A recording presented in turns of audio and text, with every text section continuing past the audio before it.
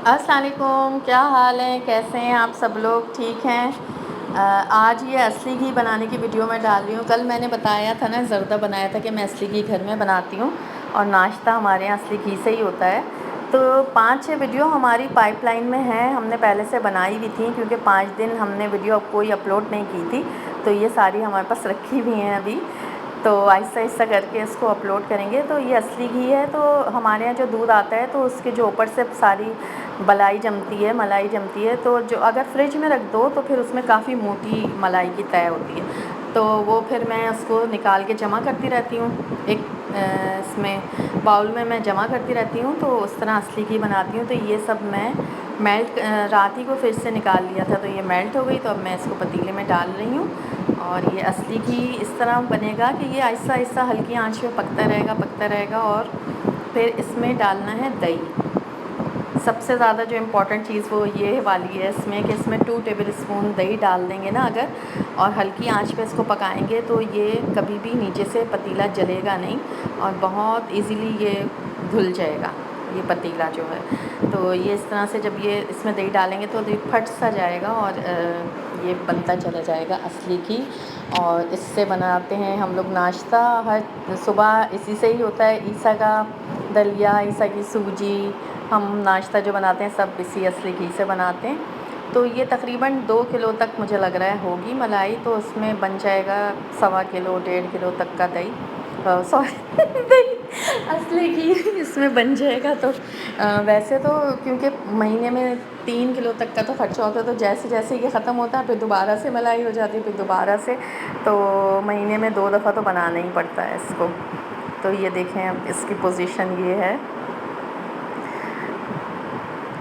تو کل میں نے یہی کہا تو میرے پاس 1-2 میسج آئے کہ آپ کیسے آپ نے کہا کہ یہ اصلی گھی کے نیچے کا جو بچا ہے ہم زردے میں ڈالتے ہیں، سوئیوں میں ڈالتی ہوں، کچھ بھی میٹھا بناؤ، کھیر میں بھی بہت ساری دفعہ اس کو ڈالیں تو بہت اچھا فلیور آ جاتا ہے کھیر کا بھی۔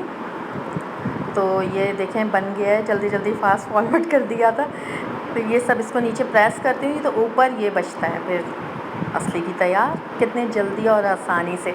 اور پتیلا کو بھی میں ابھی آپ کو دکھاتی ہوں، پین کو بھی، کہ وہ بھی اتنا زیادہ خراب نہیں ہوا، ورنہ پہلے میں بناتی تھی تو کافی جل جاتا تھا، تو پھر مجھے کسی نے بتایا کہ اگر دہی ڈال دو گے تو اس طرح سے نہیں ہوگا، اور یہ اس میں کوئی ہیک نہیں ہوتی، گھر کا بنا ہوتا ہے اصلی گھی، تو اس میں کوئی بھی ہیک نہیں ہوتی، آرام سے پتہ بھی نہیں چلتا کہ یہ اصلی گھی کا بنایا ہے ہم نے۔ ایگ فرائی یا فرینچ ٹوسٹ یا آملیٹ کچھ بھی میں بچوں کو اسی میں ہی دیتی ہوں شروع سے ناشتہ بنا کے۔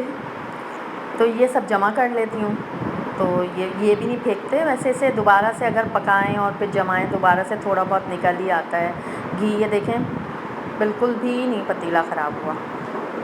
تو یہ بن گیا جی اصلی گھی، زبردست گھر کا۔ تو پھر یہ ہوا کہ یہ ہے اس میں یہ ہے ایگ ہے، یہ دوسری ریسیپی ہے، یہ ہے انڈا بیٹ کیا ہوا اور دہی ہے اور سرسوں کا تیل ہے، ان تینوں چیزوں کو مکس کروں گی میں ابھی۔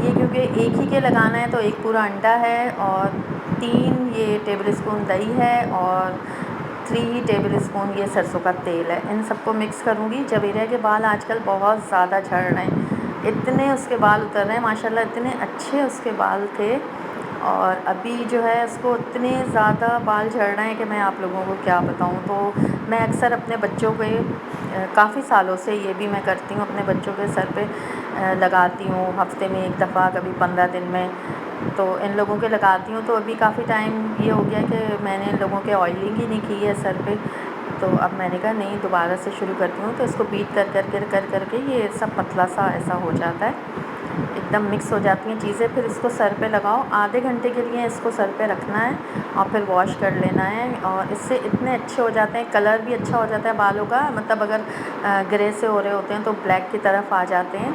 اور بہت سارے لوگوں کے جھڑتے ہیں بال، مجھے بھی پتہ ہے، تو ان کو چاہیے کہ وہ یہ اپنے آئلنگ کریں اس طرح سے۔